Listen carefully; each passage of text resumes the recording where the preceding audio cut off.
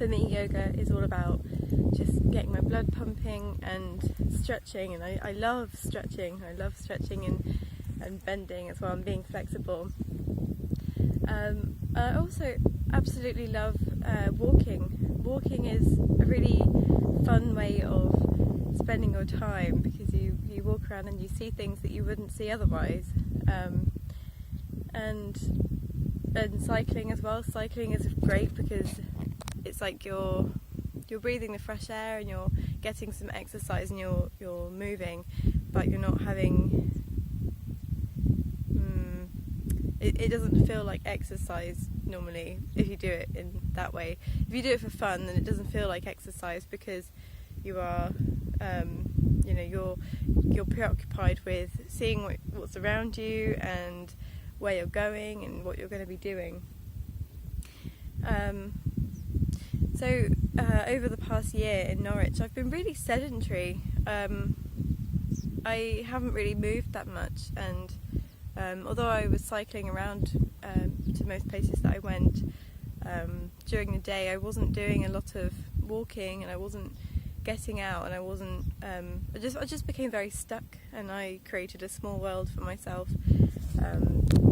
And I want to talk about that. I just want to say that I don't know how long it would have taken for me to break out of that if I hadn't have left for a period of time.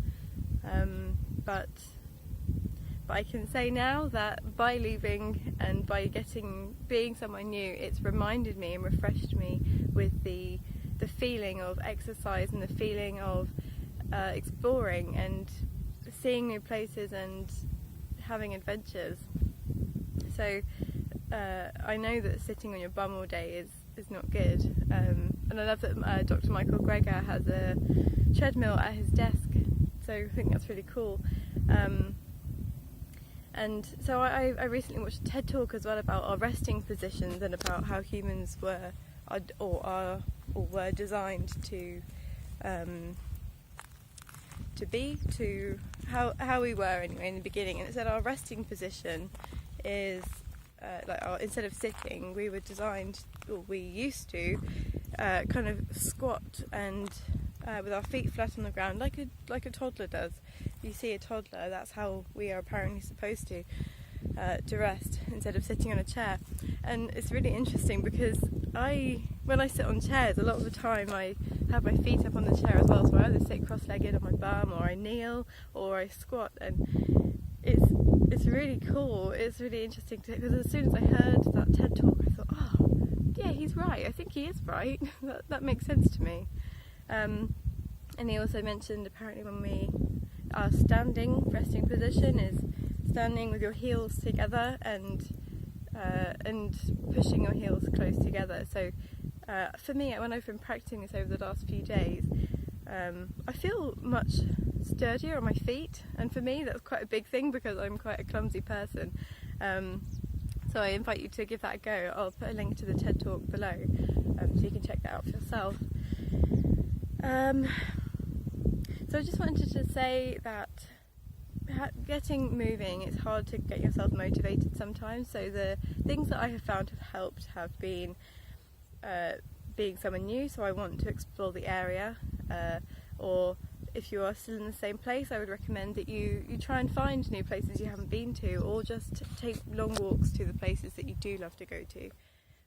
Or ride your bike and find some hills. Hills are really fun to cycle up and down, and especially I know in Norwich when I was going regularly to a friend's house in the mornings, and at the beginning there was this massive hill that I had to cycle up, and it was really difficult the first time, and I think I got off my bike a couple of times and walked up, but then gradually it was amazing to see that I could just ride up it.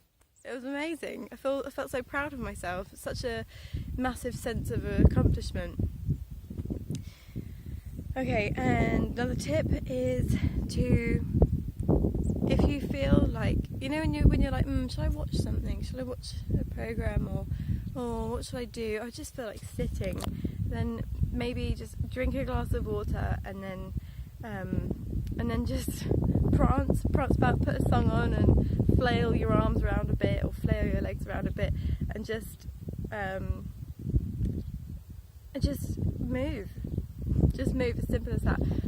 Move or go out, and just sometimes I've had to like trick myself and treat myself like a child a few times. When I am going out somewhere, sometimes I like to just hang around because I feel like I'm not prepared somehow. So I kind of treat myself as if I don't know what I'm going to be doing. So as in, like, I treat my head like a separate person to my body, and it's my body that I decide is the one who doesn't want to go, and it's my head that does want to go. So I put all the things out on the bed that I'm going to need, so like the clothes I'm going to wear and anything I need to bring with me, and then I just take it one step at a time. I'm like, okay, well, put these clothes on, and then what's the next thing? Okay, close all the windows. Yep, done that. What's the next thing? Go to the toilet. Okay, what's the next thing? Oh, walk out the door. Okay, walk out the door. What's the next thing? And then take it from there, and then literally just walk. And I think what's really fun on your walks is you can just be led by your intuition and say, when you come to a crossroads or something, just be like, oh, which way should I go? And then take a moment to just stand still and decide, and just listen to the quiet voice inside that will tell you. And whenever that has happened to me, I've had some really amazing experiences. This morning I was going to walk one way, and then I walked the other way, and then I ended up coming down to this river, which I will show you now. So this is a beautiful river, and that's Portugal over there. There's a big bright sun.